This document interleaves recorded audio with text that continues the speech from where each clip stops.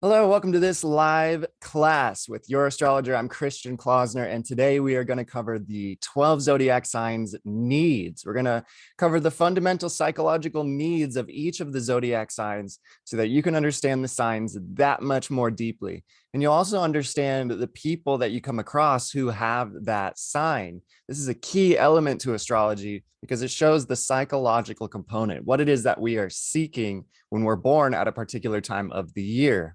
Can being born at a particular time of the year truly affect what I need as an individual in my life? Yes, it does, because when we deal with what we call sun signs or birthdays, we're dealing with the soul's impulse to come into being. So at the moment that you take your first breath, and you could say the lines of the ethers in the atmosphere and all the magnetic energies that are being emanated from not just the sun, a beautiful light in the sky, but all the lights in the sky, which has an electromagnetic field, those all converge upon that human being in that moment, at that first breath. And so if you are born at the vernal equinox, which is around March 20th, the first day of spring, there's millions of tiny grass blades starting to shoot through the ground, and there's this impulse of being that's arising throughout all of nature. When you're born at that time of the year, you take your first breath at that time, you breathe that essence in. So there's a quote by Carl Jung, which says that we are colored by the season in which we're born.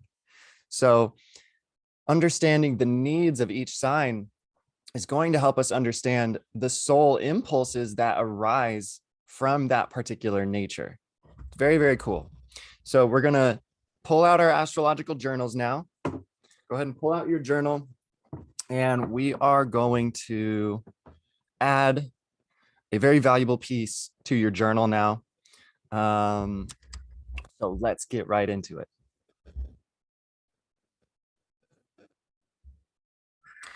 Okay, these are our notes from our last class. Say goodbye. Bye-bye. All right. And so today we are doing the 12 psychological needs for each of the signs. So we're going to start with Aries here. So in your journal, go ahead and, on one line, you could do 12 lines for each of these signs down your journal.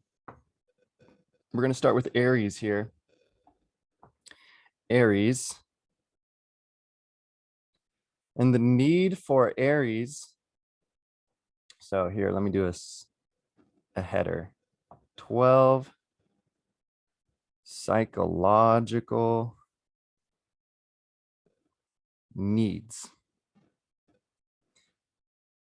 There's 12 cranial nerves. There's 12 throughout the body, a pattern of 12. And so there is a physical component perhaps connected to these different psychological needs, one of which is pronounced at birth, depending on the sun sign. So Aries, the need for Aries is my need to be independent. There is an outrushing of life in Aries for Aries to discover itself, be independent, and develop self-awareness. And this is the need of the first sign, Aries. Because ruled by Mars, there's a big push towards independence with this sign. The need to discover itself, the need to know who Aries is. And it's only through being independent that Aries will discover that. How to use that impulsive, fiery energy, which is unique to Aries, the cardinal fire, to develop itself, and it needs self-awareness for this as well. That's really key with all the fire signs, is developing self-awareness, but this is the initial push to be an individual self. Okay. Number 2, we're going to have Taurus. Okay, so there's the head, the horns of the bull, and the face of the bull. And this is Taurus. The need for Taurus is my need to be resourceful. Taurus is all about resources. Money, it's the sign of money, food, because these are the things that stabilize that identity. My need to be resourceful, productive, and stable. We all have a need for that, to become stabilized in this physical world, because it meets that moon's need for security. Remember, the moon is exalted in Taurus, just like the sun is exalted in Aries. The sun loves being in Aries because it's about self-awareness and independence. And the sun shines alone. The sun is very independent. The sun doesn't need any of the planets to do anything, to change at all. The sun's going to do what it's going to do. That's the energy behind Aries. That's also the energy behind Leo. Everything organizes itself around the center. So that center of self-awareness, when you know who you are, people organize themselves around you. You naturally become a leader because you're aware of the self. You're aware of who you are. When you know who you are, you know what you need, you know what you want. So Taurus is that stage in which we need to become resourceful and productive and stable. It shows that we're doing something right in the physical world. And Taurus is all about the physical, being an earth sign, being ruled by Venus. So this is more about going inward. It's said in spiritual astrology by Master EK that whereas the energy of Aries shoots off in a straight line, like the upshoot of a blade of grass, Taurus is that energy that curves it so that it doesn't go off into infinity and exhaust itself, but so that it curves inwards and achieves a state of stability. So that's the need for Taurus. It's the psychological need to be resourceful, productive, and stable. Now let's look at the need for Gemini, okay, the twins. Gemini is the third sign. It's an air sign. And the need for Gemini is my need to communicate. It's ruled by Mercury. So this is a sign of communication and learning. I need to communicate with and learn from others. Gemini has a need to learn from others, to interact with its environment. Gemini rules siblings, and the siblings are the ones that you learn with, you learn from. You play with them as you're growing up. You learn to model them and their behavior and how they get along in the world. And that's why Gemini rules siblings, because it's that initial stage. So Aries is the infant stage where you scream. It's pure ego, an infant, pure ego, that when they need something, they scream. They don't care who hears. They need their needs met now. Aries is sort of that infantile, youthful stage. Taurus is the stage at which the toddler starts to say, mine. It's when they learn the word mine and they go, mine, mine, mine, because they're developing an awareness of identity based on how they can own certain things. So that's the level of Taurus consciousness when a child says, mine. Gemini is that stage at which the toddler learns to play with and share with its siblings or others. It starts interacting with the environment in more of an intellectual way. And of course, air is the intellectual element. Okay, making sense? Cool. So we got my need to be independent, develop self-awareness. I need to be resourceful, productive, and stable. And in Gemini, I need to communicate with and learn from others. All right, we're going to go to Cancer now, the fourth sign. Number 4, Cancer. This is a water sign. And Cancer is it's the sign of the family and the home. So Cancer is my need to give and receive. It's about giving and receiving emotional warmth and and nurturance. So there's a very important need for all of us to reciprocate the emotional energies. We need to feel safe around others, and the people who we feel safe around are those who reciprocate our energy. It's hard to feel safe. I'm sure you've noticed it's hard to feel safe around somebody who you give and give and give to, and they don't give anything back.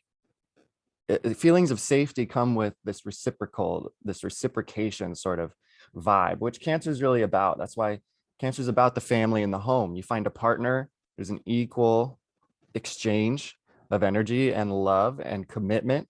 And from that strong base of commitment, you guys build a family. And then from that stable family structure, we have healthy, happy human beings that are born from that. So that's why family is the foundation of society, Cancer being the foundation of the chart.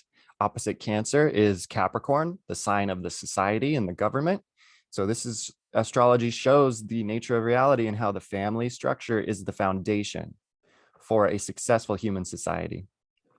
That's why anytime they're trying to take down a country, they attack the family unit.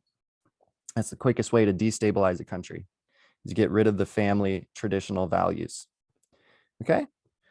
So Leo, next we have Leo, the fifth sign. This is a fire sign. And Leo is the second phase of fire. So there's 3 signs per element, 3 fire signs, 3 water signs, and so on. And Leo is that stage at which the fire has stabilized. Leo is a fixed fire sign. And so that fire, that light, that independence, that awareness needs to be expressed. So Leo is my need to express myself creatively and to be appreciated by others. I love how there's this component of needing to be appreciated by others, because what Leo does is for the group, it's for the crowd. Leo loves to be in the spotlight, but you know, what good is being in the spotlight unless there's a crowd to entertain? So this is a sign of needing to entertain others. And we know that others are entertained when they appreciate the entertainment, right? So Leo has this need to express itself creatively. Leo needs to discover itself and to do that through creative expression. But Leo also needs to get feedback from the consumers of the expression, of the creations. So that's Leo. It's the need in all of us to be appreciated for what it is we put forth creatively in life. All right, we're going to make room here for Virgo. So that's the king and queen, the sign of the moon, Cancer. It's about giving and receiving emotional warmth and nurturance. Leo is the sign of the sun. It's about expression of the self. All right, number 6 here is Virgo. This is an earth sign. Earth always comes after fire. Virgo is the need. I'm going to shorten this here. It's the need to analyze and, it's the need to analyze, discriminate. Discrimination is an important process of the mind. Virgo is ruled by Mercury, the planet of the mind. Oftentimes we hear the word discriminate and we think that's a prejudice thing, but it's actually a very important process to discriminate who is good for you, who isn't, what's healthy, what is not healthy. And that's the whole process of Virgo, to analyze, discriminate, and function efficiently.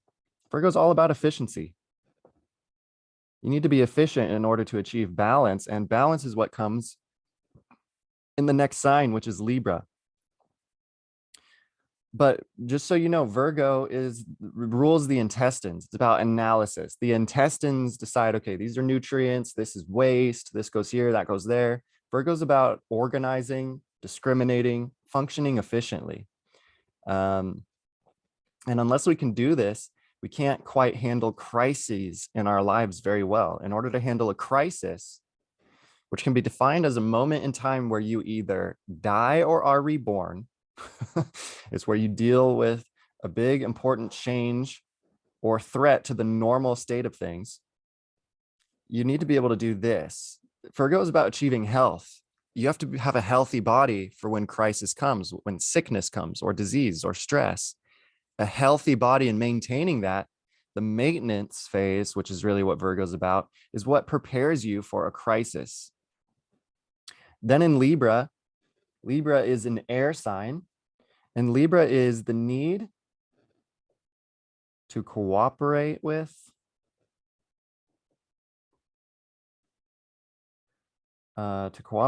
others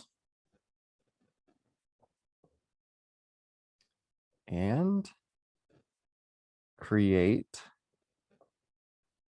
Libra is ruled by Venus. So there's a creative component to Libra, the dancing, singing, and create harmony and balance in my life. All right, and it's good you're writing these down because, again, that'll get it to stick. Libra is about cooperating with others. So the crisis comes because now we're halfway through the circle. By the time we hit Libra, this is a sign opposite Aries, and that's a crisis moment where the sun sets, this Libra starts the fall, it's the fall of the sun, and this is where others need to be taken into account. This is where our consciousness of others, our social consciousness becomes, it starts to be developed in Leo. That's why Leo needs to be appreciated by others. Leo's the first sign where the social consciousness is really dawning because it's born from that home base, which is very personal in Cancer. And then Libra is where now it's in full operation. So Virgo is that preparation for what's going to take place in Libra now. You got to be able to be healthy and be efficient if you're going to find that balance between self and other. This is why the 6th house is all about self-development. If you don't work on yourself, you're not going to show up in the best way in your relationships, right? That's logical. I mean, that's a given. So Libra is about being able to work with others harmoniously and to feel that we're getting along, right? So that's Libra and Virgo. Now let's get on to the 8th sign, which is Scorpio, another water sign. This is the 2nd water sign to appear. Scorpio is ruled by Mars. So there's a Martian element to Scorpio, an aggressive element. Scorpio is about my need for deep involvements. Scorpio is about getting deep with others. Just as Libra is like about dancing with others, shaking their hands, getting to know them, cooperating with them. Scorpio is about going that much deeper with somebody else. That's why Scorpio is a sign of sex. Okay. All right. So I need for deep involvements and intense transformations. Scorpio has a need to transform, a need to shed its skin, because there's a hunger for the depth of life. And Scorpio intuitively knows that if I'm not changing, if I'm not deeply transforming, just as a caterpillar goes through a transformation of turning to a butterfly, if I'm not changing as a human being, something's off. I'm not living to the fullest. And that's what Scorpio is about. It's about living each moment as though it were your last, having this depth, this intensity about life. So Scorpio, that's our need, to feel the edge, to ride our fear, to feel that we are truly pushing ourselves to the point where we're becoming new. That's Scorpio. It's about needing to be deeply involved with life. And a lot of Scorpios go through that subconsciously, you know, where they bring on a lot of deep and intense things, and it could be they're subconsciously willing themselves to get into deep, intense suffering because they know that that might be the catalyst for the change that they're seeking, right?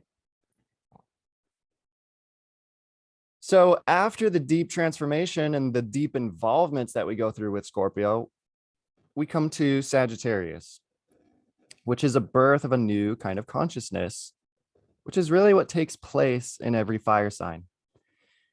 With Aries, it's the birth of self-consciousness. With Leo, it's the birth of consciousness of others. And then in Sagittarius, it's about a transpersonal consciousness. So we'll get into that. We'll talk about that.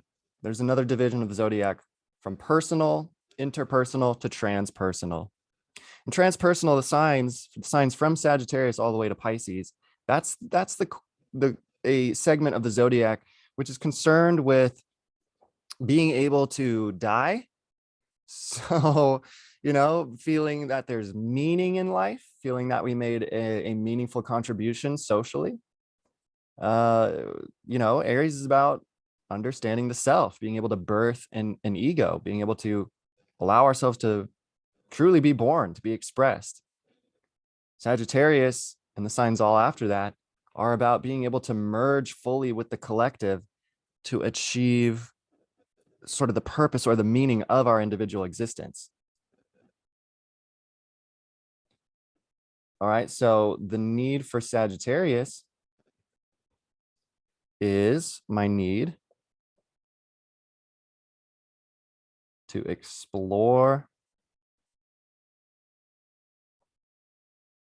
and expand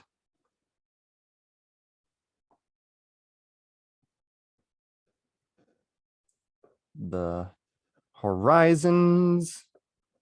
That archer, he's got his arrow pointed to the far off, to the horizon. Of my mind and world. It's our need to explore and expand the horizons of our mind and world. This is about being able to expand the life. So after you have that deep connection with others, that deep, intimate, transformative connection with your world, with others, then that's a strong base from which to, spring forward and jump into new terrain and explore and expand, right? So yeah, this is that stage at which we need to go beyond ourselves. So we transform beyond ourselves in Scorpio, and now it's time to put that into practice, to open our mind now, to relearn what this universe is, what this universe means. Sagittarius is about meaning. It's about philosophy, religion, exploration, expansion. Sagittarius is the sign of judgment, which is linked to the symbolism of the rider on the white horse that comes in Revelation to judge the world.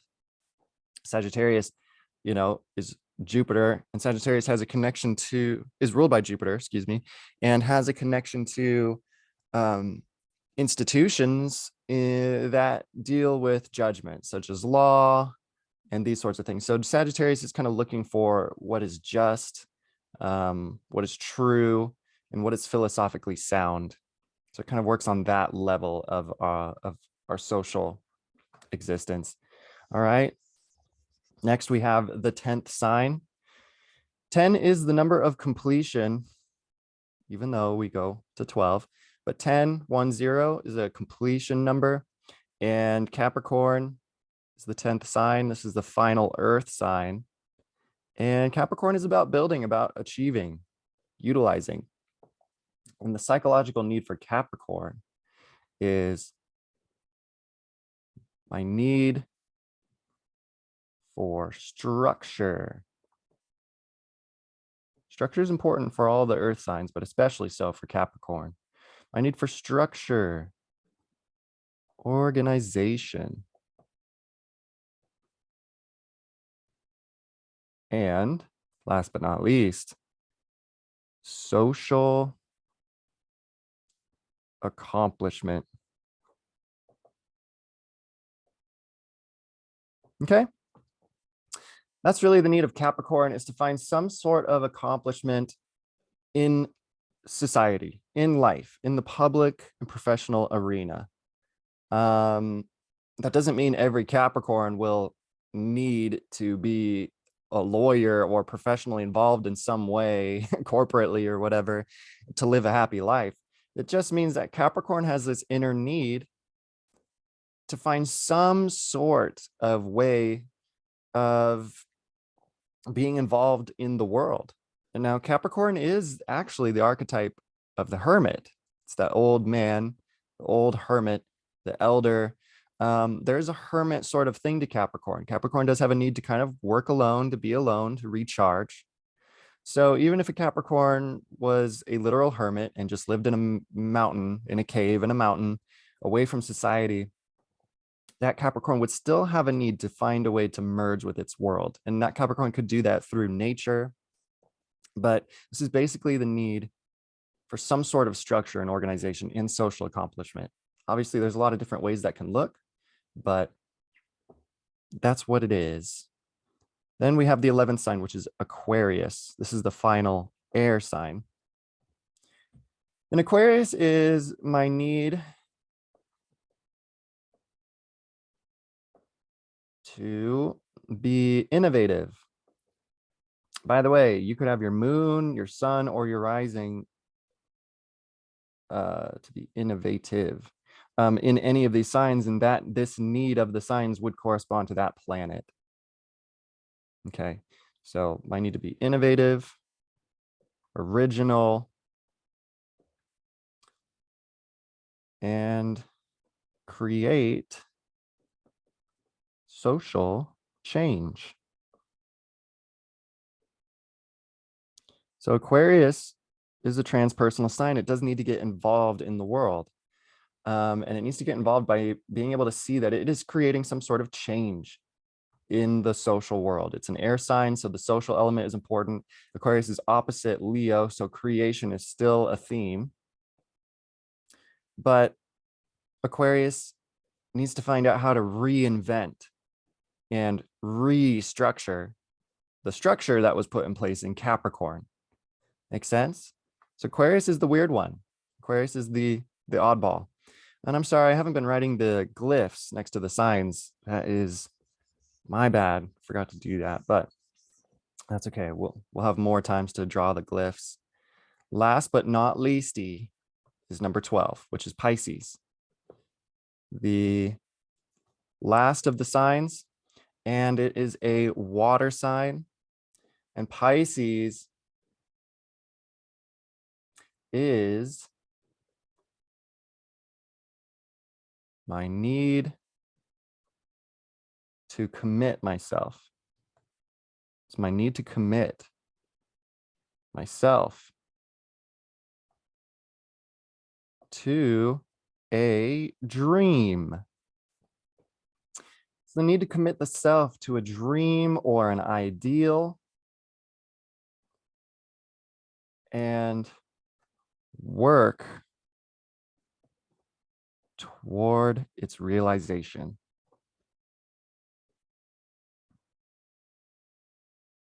This is the need of Pisces. There's always going to be an underlying unconscious urge to merge back into the ocean. Pisces is like the water droplet that is trying to merge back into the ocean. So Pisces will always have this unconscious thing where it needs to give itself fully. And that can be a good thing or a bad thing. You know, it can be an urge to destroy the self, especially if the life is not contributing to this sense of release, of surrender, of merging. But if Pisces commits itself to a dream or an ideal, because Pisces is the dreamer, it's the mystic, it does have a need to spiritualize the physical world. If you'll commit yourself to it and work daily towards its realization, Pisces can achieve a lot of ecstasy, happiness, fulfillment in life because it's manifested the dream into the life and it's dedicated itself to that. Otherwise, with the mutable nature of Pisces, it can get lost, it can get spread out and become diffused, you know, dissolved, a jack of all trades, but master of none. And that's not necessarily a bad thing. It just depends on what you want to do out of life. And when you're old and looking back on your life, you're in the sunset phase of your life. what do you want to have accomplished? The mutable signs need to contemplate this heavily because there's a lack of concentration with these signs, which is their superpower. But it's also the thing where if they have a need to really make some sort of impact or imprint on the world meaningfully, they're going to have to do all that they can to commit themselves to a dream or ideal. And so Pisces is about that. It's about working towards its realization and becoming the art piece, allowing the life to become the art of the dream by giving into that fully. And then thereby merging back into the cosmic ocean, right?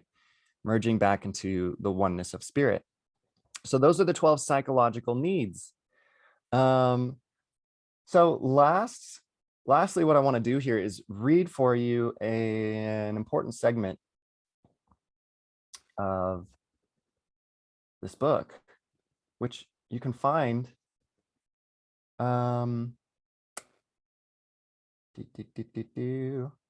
you can find this book online. It's actually free, and it's called Alan Leo's Astrological Manuals, Directions and Directing, an Introduction to Predictive Astrology. Pretty awesome old book that they have here online, which is cool. So I want to read this for you.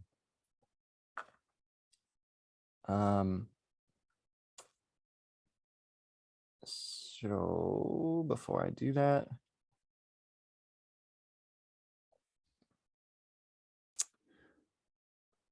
all right. So let me read this for you. This is very fascinating. I love this. Every horoscope is progressive. The restless tide of human evolution sweeps ever forwards, carrying on to the appointed goal, either willingly or unwillingly.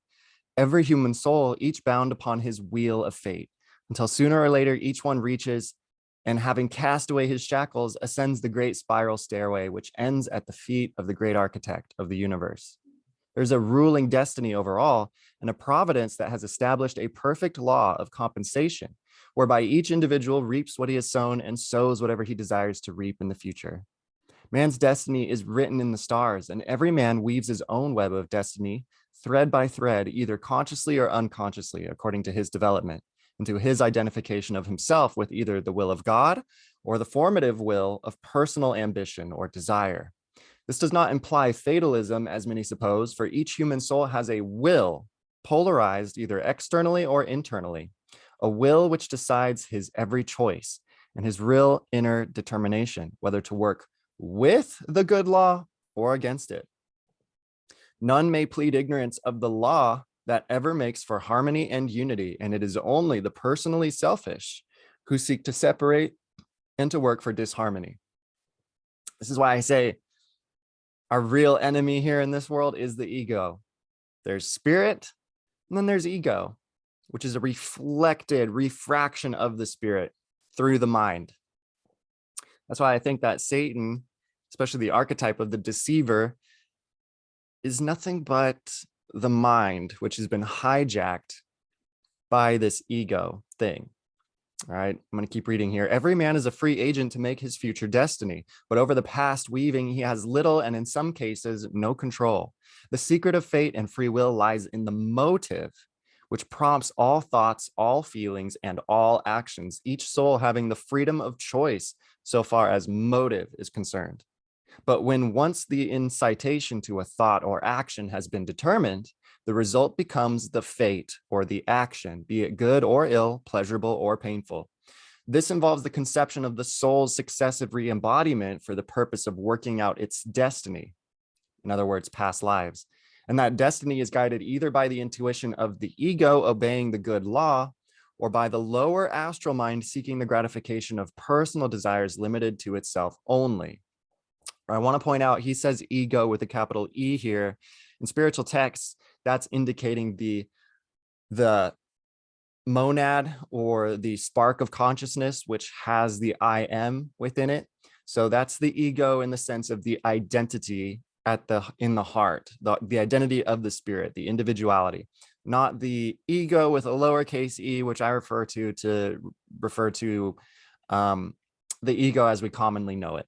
Just so you know, when it's a capital E there, it's talking about the consciousness within, the individuated consciousness, which is not a bad thing. It's just the one who chooses at that point. Or by the lower astral mind, which is the more selfish part of us. That's typically what I refer to as the ego. Seeking the gratification of personal desires limited to itself only, desires which eventually lead to pain and sorrow, or what we generally term fate and ill fortune. This is why I always say, seek the will of God and pray that his will be done, not my will. Not my will, Lord, but your will be done.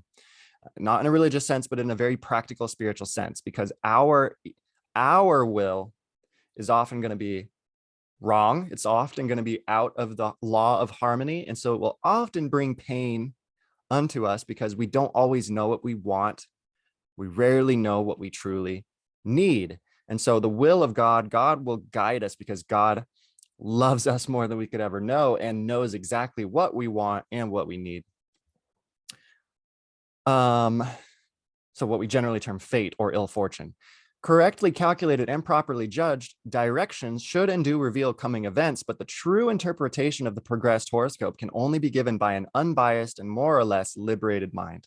The prophet who would predict truly must understand the full meaning of the word karma and must be able partially, if not wholly, to know the soul's stage in evolution in order that its inherent tendencies and the respective desires of the personality and individuality, the moon and the sun, may be approximately estimated.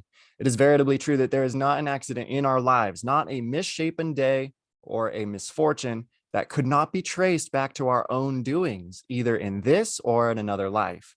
All our troubles are caused by breaking the laws of harmony. This is about taking responsibility for even things that seem like they're outside of our control so that we can be empowered at the deepest level to create a change and to own our experience. All our troubles are caused by breaking the laws of harmony, and all our joy and happiness result from obedience to these laws of life. This is about having an acceptance for all of our karma as the results of the seeds that we have sown in the past. This is a beast mode mindset. This is a mindset if you really truly want to evolve spiritually. That's how I see it. Because any placing power outside of you, this is happening to me, how could this happen, is going to sap your energy. It's going to take energy away from you. It's going to disempower you at the end of the day. You can do that. People live that way. They can live that way if they want. I don't mind. But I don't want to live that way because it takes my power away. The power that I have access to, it's in my power to realize that any misfortune I go through, it must be because I broke the law of harmony at some point in my soul's career. And you know what this is really about? It's about an underlying assumption that there is a perfectly just law that governs this universe, that this is not a universe of chaos. This is a universe of order, and it's divinely ordered, and there is divine justice ever present. If you don't believe that, then you think things happen to you and you think there is no justice in the universe and that it is a cruel place. And that is hell. That's the consciousness of hell. But living in heaven is knowing that any misfortune that falls upon me, it falls upon me because that is what I have sown. So that is what I shall reap. That simple mindset will empower you to transform all your karma.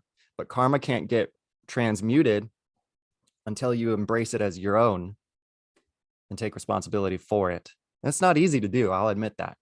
The nativity, which is the birth chart, reveals the temperament and the character and the disposition, the mental and moral qualities, and also the karma consequently inherited. And it must be the radix or root out of which all future directions will spring, so that unless the nativity or the birth chart can be judged correctly, it is useless to attempt to unravel the directions, no matter how simple the task may at first sight appear. He's talking about the progressed horoscope, which we'll get into. It just shows how the birth chart progresses, and it shows the events that'll occur through life.